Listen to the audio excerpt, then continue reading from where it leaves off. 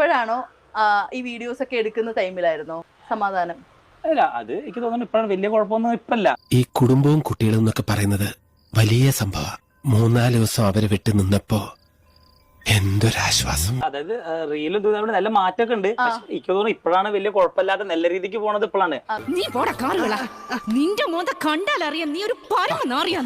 ആദ്യം പറഞ്ഞാൽ എന്ത് പറഞ്ഞാലും നമ്മളതൊരു വീഡിയോ ആയിരുന്നു.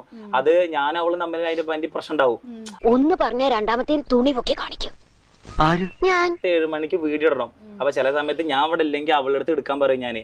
അപ്പൊ അവളത് എടുക്കില്ല. അപ്പൊ അതിനെ പറ്റിട്ട് ഞാൻ അവളും കൂടെ അങ്ങോട്ടും ഇങ്ങോട്ട് വർത്താനം ഉണ്ടാവും. എന്തരാണെന്ന് അറിഞ്ഞൂടാ, മുഖത്ത് നിറച്ച് വിനയം വാരിത്തേച്ച് വെച്ചാലും ഇടയ്ക്കിടയ്ക്ക് ഉള്ളിക്കിടക്കണ ഫ്രാഡുകൾ പുറത്തോട്ട് തള്ളി തള്ളിക്കാറ് വരും.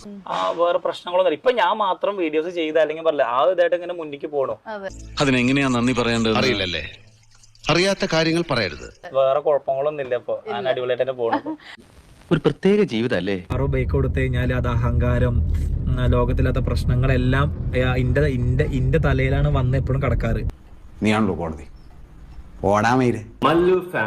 മല്ലു ഫാമിലി സുജിൻ എന്നൊക്കെ പറഞ്ഞു കഴിഞ്ഞാൽ ഫാമിലി ബ്ലോഗേഴ്സിന്റെ കിങ് എന്നാണ് സ്വയം പ്രഖ്യാപിതമായിട്ട് നടക്കുന്നത്.